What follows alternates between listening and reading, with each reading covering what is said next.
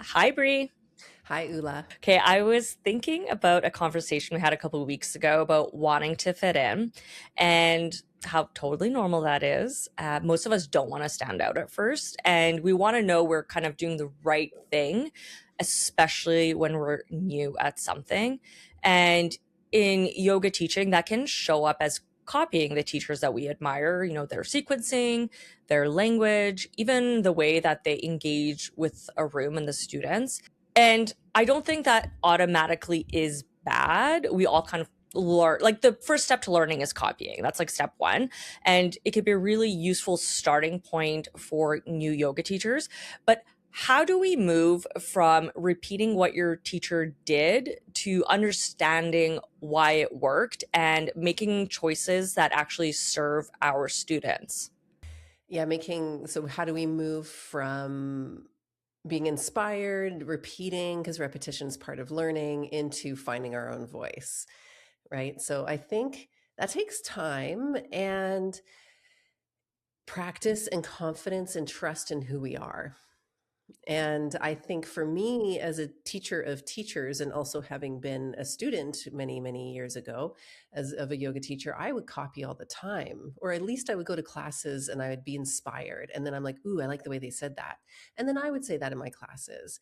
And and then over time, it kind of just morphs into my own thing. And so I think it's okay to copy.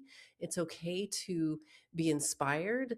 And I don't know if there's a magic pill or bullet or magic anything that's just like, and now here I am, fully formed yoga teacher, like who I'm totally myself. Because really, we're all made up of our teachers. We're all made up of our influences. Like we see this in art.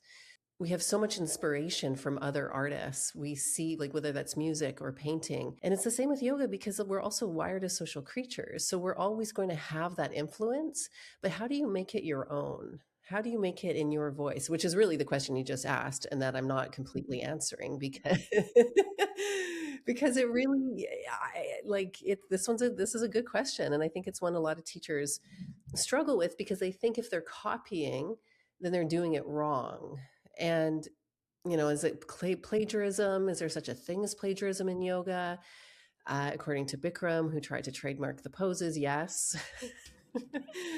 Well, yoga is interesting because we, as students, often, or like if you're becoming a teacher and you're doing your research for, pursuing yoga teacher training, at Heart and Bones, we don't have a prescriptive sequence that we teach. We don't do that. And I took my training in a similar system where I wasn't as interested in learning a sequencing, but it was a toss up between two schools. And one of the schools was you had to learn the sequence and you were deviating, and every month they would release a small kind of minor change to that sequence, so you really were tied into that school. So you bring up artistry, and I talked to my friend Des a lot about this. Like, as an artist, step one is copying, and then it's like repetition, and then you slowly begin to innovate and build, and there's this like gradual morphing and changing.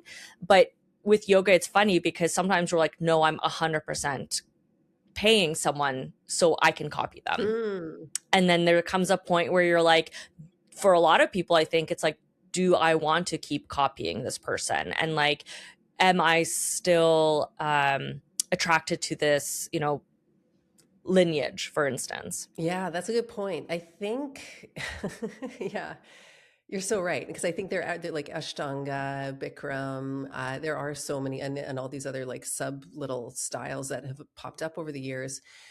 Yeah, there's definitely a, like, ease and safety. I joke about this all the time in our teacher trainings over the years of like, you guys really chose the hardest training that you could choose, in the sense that we're not giving you black and white answers. We're not giving you a prescription. What we're doing is giving you the foundation of movement, of yoga, so that you can create your own stories and you can create your own like stories, i.e. sequences.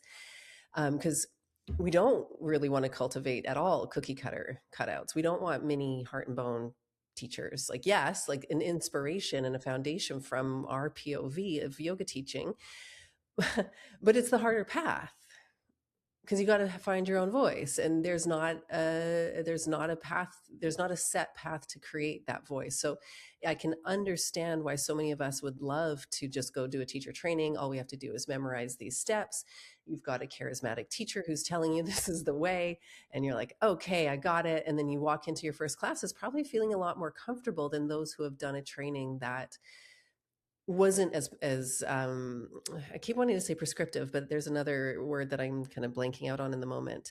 But that kind of just like formulaic, not good, not bad, not right or wrong, Mm-hmm. but it's a formula, and you're teaching the formula. Mm-hmm. But what we're trying to do, for example, is teach the ingredients so that you can make your own formula. But again, the question that you first started here, which was like, well, how do you go from that, the formula, somebody else's formula, to your own? And that's the nebulous magic alchemy that tends to happen. And I think this is just, you said that when you and Des were talking about art, and repetition was one of the words you said. That's the biggest thing. Keep repeating. And then somehow, because we say this too in the online studio and with our yoga teachers, again, often we're like, hey, go to the Heart and Bones online studio and steal our sequences. Like, we don't care. We're not trademarking them, because I know the power of repetition. I know the power of doing something that's already working so that you understand. Don't we learn languages that way? Don't we learn to be certain types of artists? We need to learn the scales. We need to learn the the structure so that then we can create our own art, create our own classes from that. So I think it's okay to have repetition until you find your own voice. Yeah, I love that. And if anyone's, worried, oh, I don't want to repeat every class, we literally have a episode on like teach boring classes. Like your students love a good repeat, so don't worry about it. Yeah, I feel like I remember you talking a little bit about like your trajectory and growth as a teacher as well. And did you have an aha moment, or was it like really gradual? Basically, there is a moment, where you kind of, I don't want to sound so woo woo, but you kind of come into the power of you as a teacher. I can think of moments like that for myself.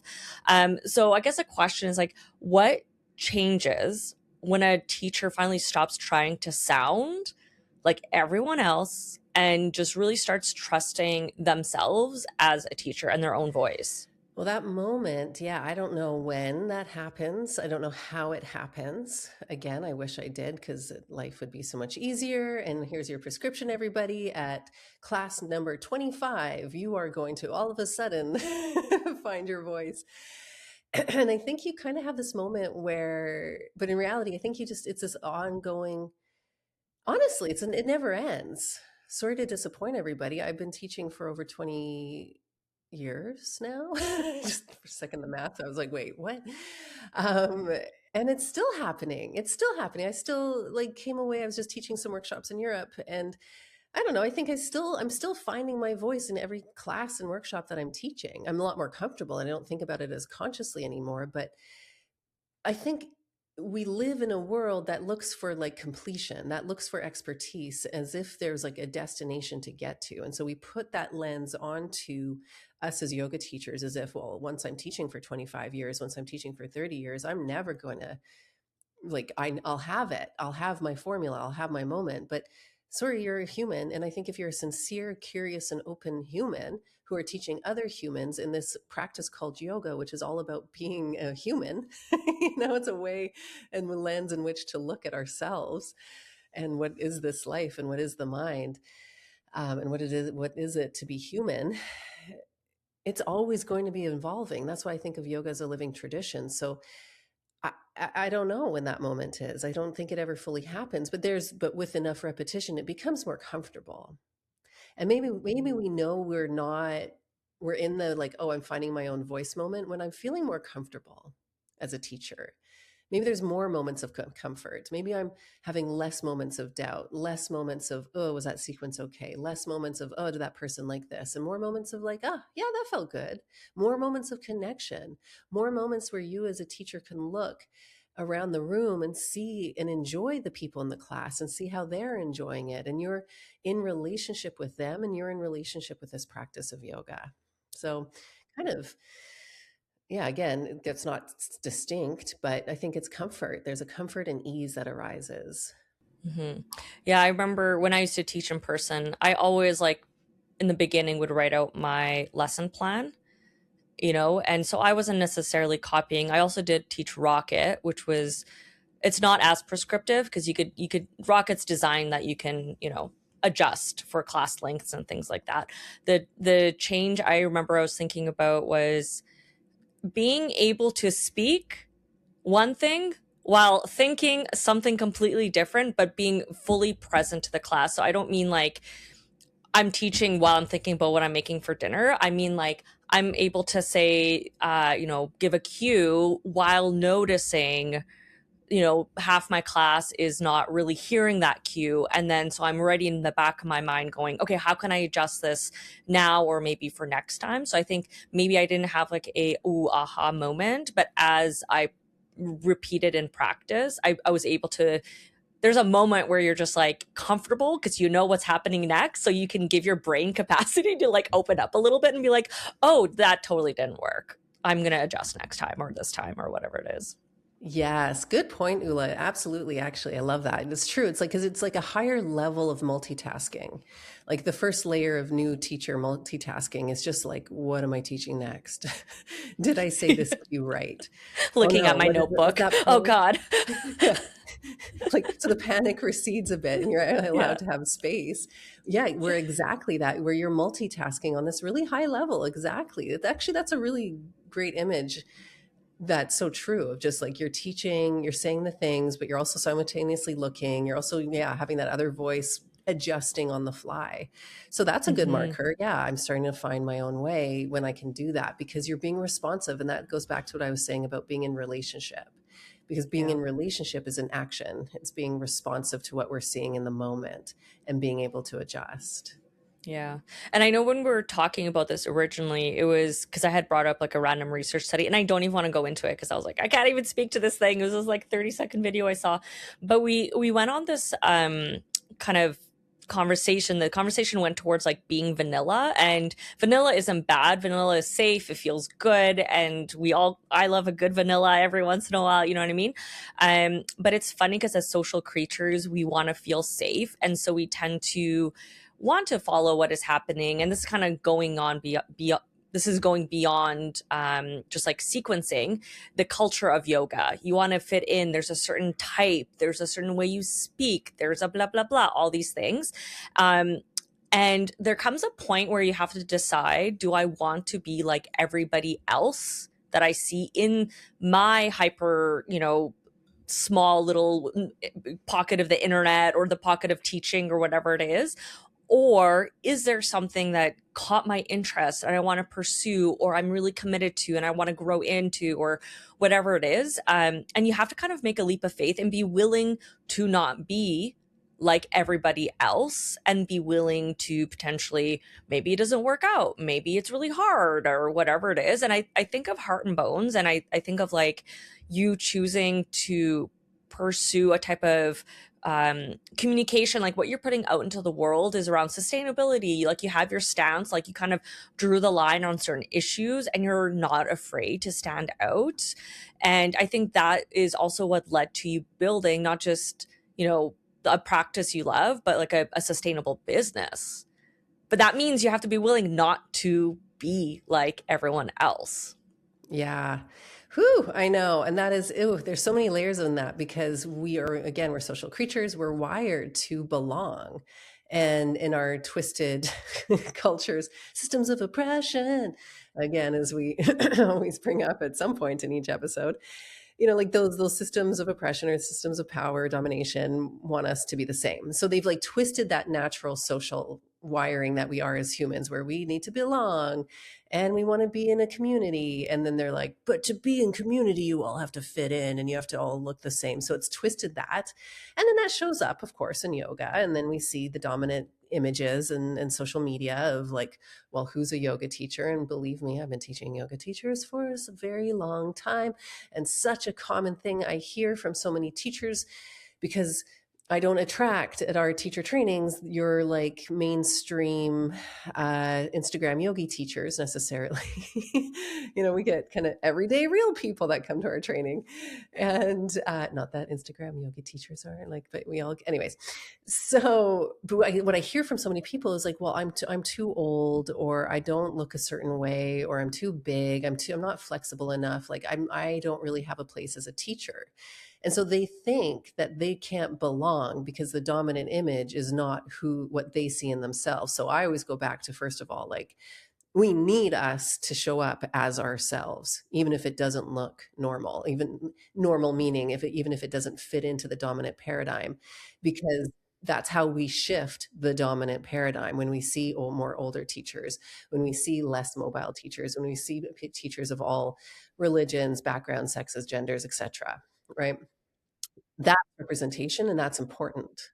So if you feel like you don't belong, you belong, and you create belonging by showing up as yourself. But so many of us as teachers feel that disconnect, and like, well, I don't fit into those Lululemons. They don't have my size. How do I be a teacher, right? I can't do that pose. How do I teach it?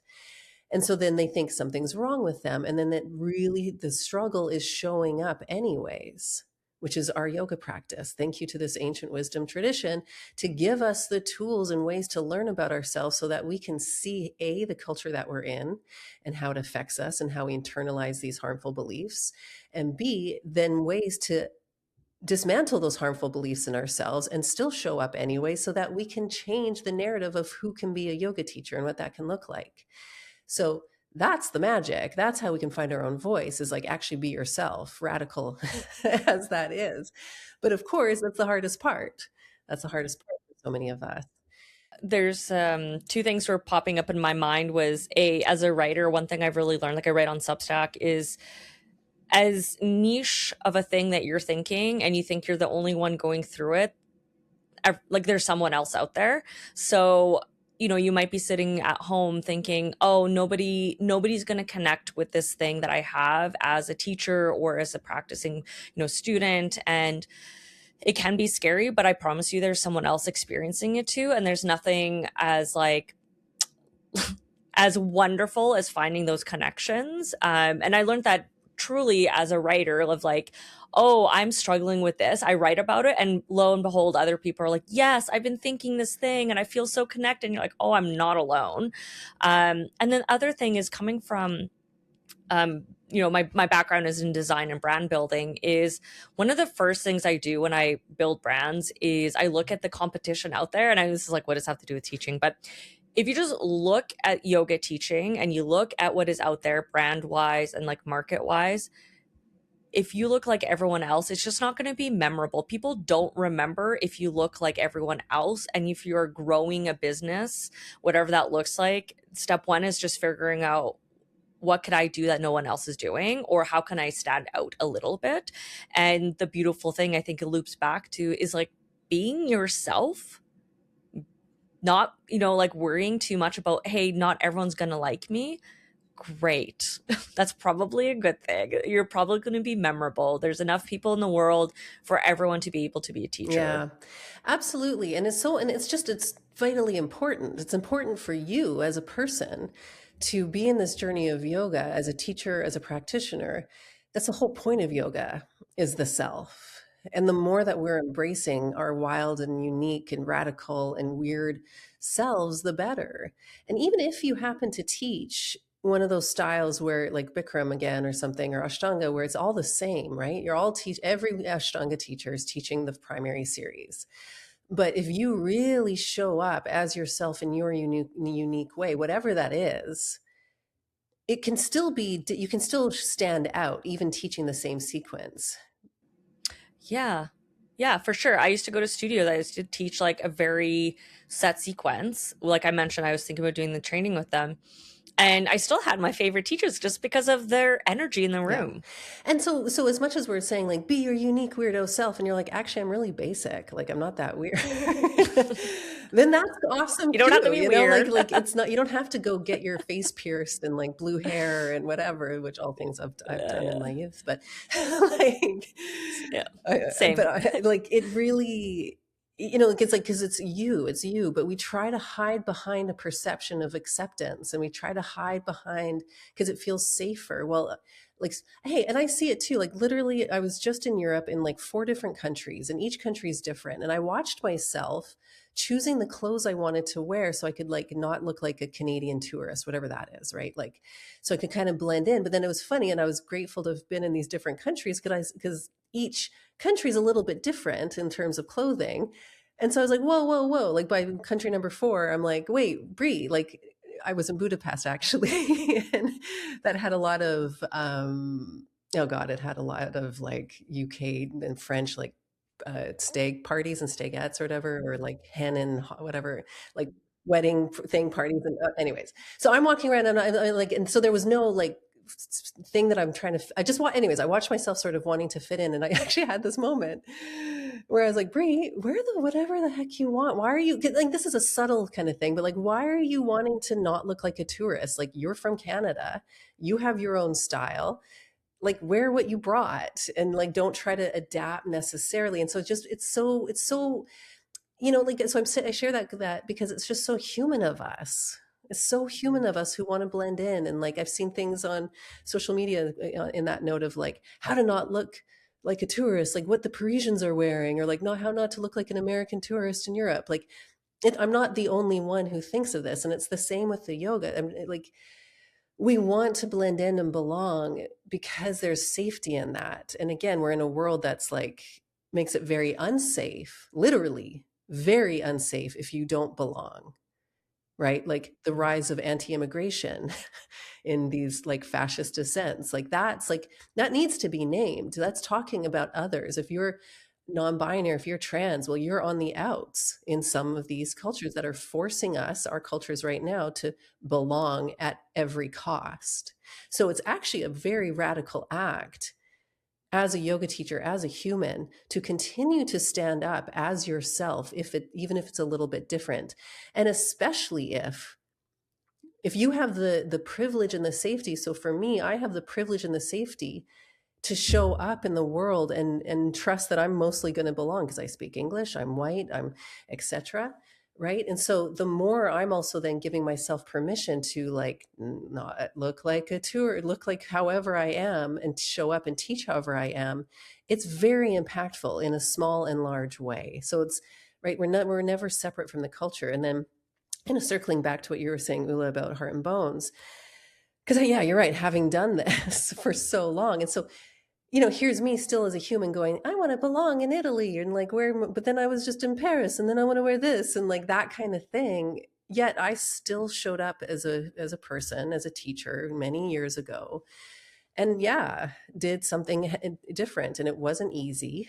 But it was important and it was necessary, because the cost of me not doing that for myself and for the people that I taught was it was so clear, it was reinforcing those perpetual stereotypes that weren't doing me any favors in yoga and weren't doing the people in my classes any favors. Because if we were all continuing to try to fit into these bodies, these poses in the way that we were taught, which didn't necessarily suit the bodies in the room that I was teaching, it was just making more people feel not great about themselves. So it came to a point where I had to get really clear. And I think as we're listening to that, or as we're listening to this, I hope if you're feeling the rub of like, oh, okay, I hear what you're saying. I get this.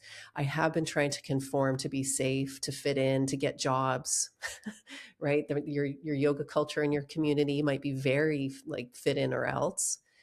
And so then you might be like, well, now I can't work because I don't fit into the studio culture. And that is a real scary thing. So finding the ways that you can show up as yourself is so important, because again, it's back to what we were saying, that's like that representation. We need that in all the ways. If you're in a wheelchair, if you're differently abled, like show up as a teacher. In fact, the one of my workshops that I just taught,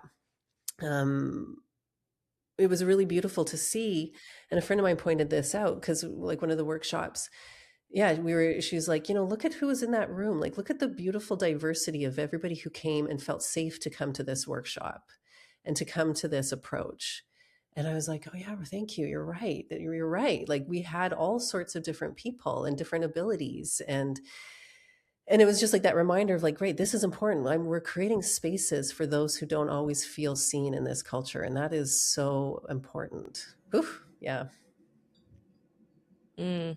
Yeah, I guess where I would love to kind of end on is this idea of someone is listening to it, and you kind of touched upon what you just said, is like someone's listening to this and they are like, okay, I want to develop my own voice. um I'm not ready to throw everything that I've learned away. What are maybe some, we can spitball some ideas, micro steps, baby steps, little ways that you can begin to grow into your own voice as a yoga teacher? Hmm. You know what? The first thing that pops into my mind is that we need somebody to admire, and not in the like like toxic celebrity culture admire, where we like become super creepy fans of other humans who happen to be stars in some way, like, but I think, and this is why representation is so important. When we can see somebody like ourselves or who we'd like to grow into being out there, that's very inspiring because it shows a path. I didn't really have that. I honestly, back in my day, there wasn't somebody else that I can think of off the top of my head who was my inspiration, and that was hard. So it's harder, kind of being that person who's like, "Oh, I don't know where this is going to go, but I know my truth, and I have to kind of follow it." But like that's the harder path. So I'm find people that are doing what you want to do in their sort of way, and then let that be an inspiration, and go, "Okay, cool. Well, if so and so can do it their way, then I can."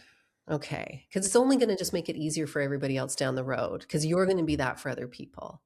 And then other people will be that for other people. So find somebody that you admire first. So it's just like a roadmap. It kind of gives you an external roadmap.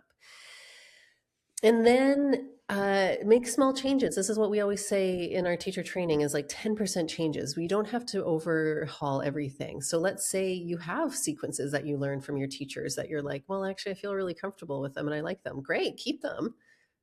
And like maybe experiment with trying out one other cue, or like, I don't know, whatever it might be for each of us, because it's so different. But it's just get comfortable being yourself.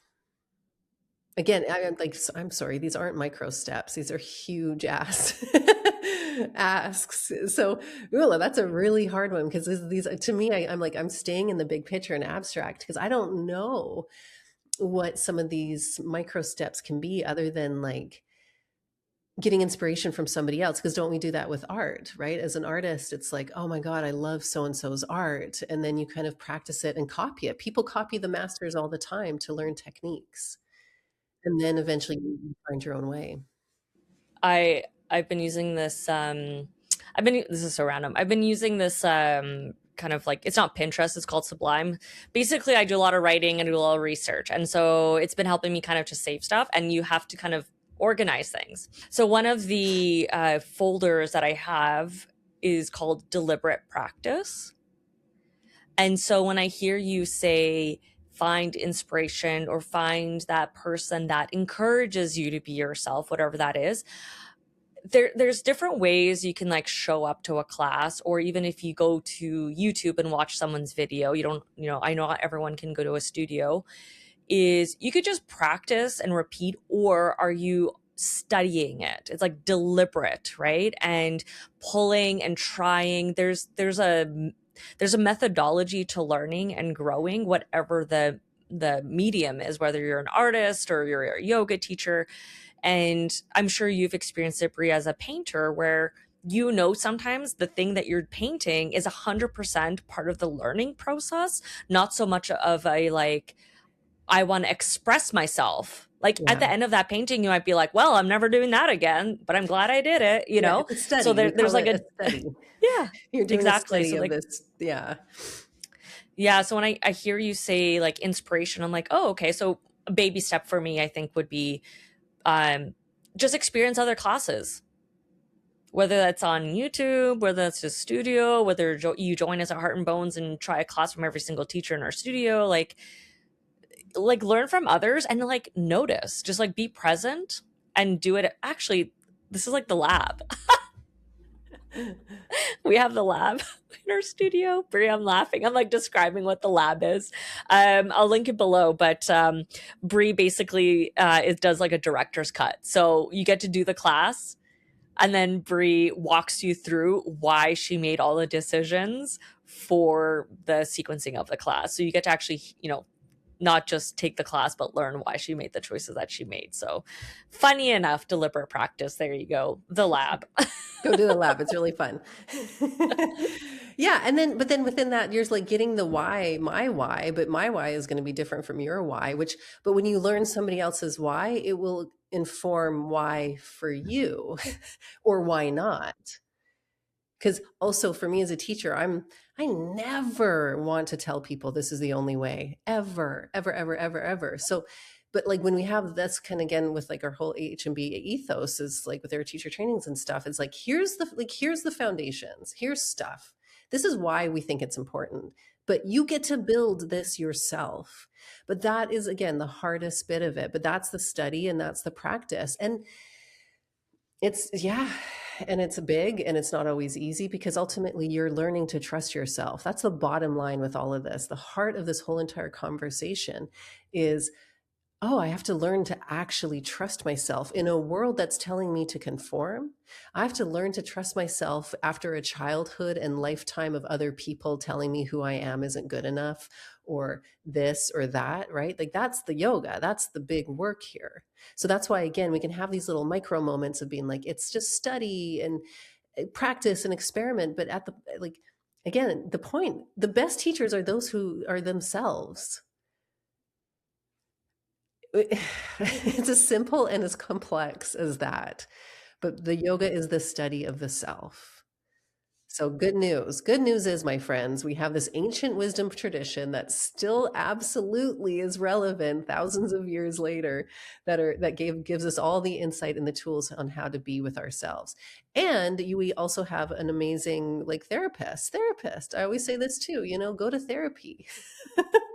Work with somebody one-on-one where those blocks of like if you're really struggling and going like, well, being myself is so vulnerable. Being myself is every time I've tried to be myself, I've gotten shot down. I've lost friends. I've like, that's painful. And like, there's professionals that can work with that too. And that's part of our yoga as well. It's just, get support and seen because that's the micro step really. It's like, do our work. Everyone go to therapy. Yeah. Well, it's funny because I mean, this is like, we looping back to the beginning of this episode where we're talking about it's normal to want to belong. It's normal to want to feel safe and not blending in can feel scary and unsafe. And sometimes that's really valid. And there are, maybe it's not the community for you. And leaving a community can be also very scary. And finding a one that does, is healthier and better for you can also be very scary. So it's like super valid. Like we don't know, our listeners' situations. And I know for myself, like the studio I almost went with the teacher training with is like, I'm like, it was borderline a cult. So, there's that also. Yeah, so you belong to something, but is it worth belonging? Because the cost of not belonging is loneliness. And so the pathway towards belonging can be very lonely until you find that group, and you may never find that group. And so you might actually have to create that group yourself. And I think that's what I did because I didn't have a Brie out there being like, oh, that's cool. I had to be that Brie for Brie. And it was, it's definitely lonely and it definitely takes some thick skin because absolutely there's pushback and absolutely not everybody's going to understand it. And to this day, like almost a decade later, since shifting how I've been teaching, there's absolutely people like, again, people will come to my workshops and be like, well, okay, yeah, cool. I'm going to go back to my vinyasa flow and like, awesome, cool. But then the people who still came who are like, yes, this is what I wanted, because what's going to happen, my friends, like that loneliness of like, oh, nobody else is doing it, but you're paving that way for others. So it's not just about you. So as much as we also say yoga is a practice of the self, fundamentally self and others, fundamentally self is integrated into relationship. And so being willing to be okay to be alone for a time as you, if this happens to be your path, uh, in order for you to find your voice, in order for you to find your path, because it's going to create community down the road. I was actually just reflecting that recently on our first teacher trainings when before the pandemic, before, and we used to have like it'd be online and then it'd be the 5-day immersions. And I remember at the end of our 5-day immersions, I would get so like teary as we're all saying goodbye, and we've just had this intensive 5 days, of course. And I just had this moment like each time where I was like, holy crap, if I didn't just put myself out there and like somehow believe in this approach, I wouldn't be here in this moment with all these people who too are also feeling seen and heard, because little old me was like, I think it needs to be this way. And here's my point of view, and I'm going to share it. Like, because that wasn't an easy path. So I'm sharing this for anybody just to give you an extra like cheerleading and perspective years later. Like, it wasn't easy to get there, but that moment when I was in that room with other people who freaking got it, and we had intense, beautiful awakenings and connections, and like we're shifting, it's just like I wept. It was really like humbling, really humbling. And so I don't know, like just who you are and what we want is just the most important thing, and it's not easy. But hey, if little old me from Canada can do it, you too can do it, and then it's a payoff in the end. Because I'll go back to the classic Brene Brown quote: fitting in is the opposite of belonging. To fit in, now you're in a cult, or to fit in, you're not being Yeah. yourself. And so Yeah, you're sacrificing something. thank you, Ula. Yes, sacrifice. You're sacrificing you. You're sacrificing a big part of yourself in order to feel safe, or a perception of safety that's not actually accurate and sustainable. So that's why I say sometimes you have, like, for some of us, the path might be a little bit lonely until you start showing up in your classes, and maybe one by one, slowly and surely, you get one person into your class and they're like, oh yeah, okay, I love the way that you teach. And then maybe 3 months later you get another person, and slowly and surely, because when we're not doing the mainstream stuff, it might be a slow burn, but it's important. It's so freaking important, again, in a world that asks us and is like actively othering others. So don't be Mhm. the people who are othering. Be Don't be an otherer. don't be another. Error. uh, yeah. Okay, I love that. On that note, I guess I'll put a bunch of links probably as always into the description. The lab, I won't forget about that. We are going to be obviously we have yoga teacher training if you're curious as well. And if you want to hop into the studio, I'll also include a coupon code and a link so you can pop in and try classes not only with Brea but all of our amazing teachers at Heart and Bones Yoga. Was there anything else you wanted to chime in, Brea, before we wrap up? No, as always, thank you for listening, and thank you, and thanks for and Yeah. leave comments. We always love the comments when you do leave them, and just because that continues the community and all of us being seen and heard, rather than fitting in and not participating. And anyway, so thanks for all being here and taking the time to listen with us. Awesome. Well, thank you, Brea. Thank you, Ula.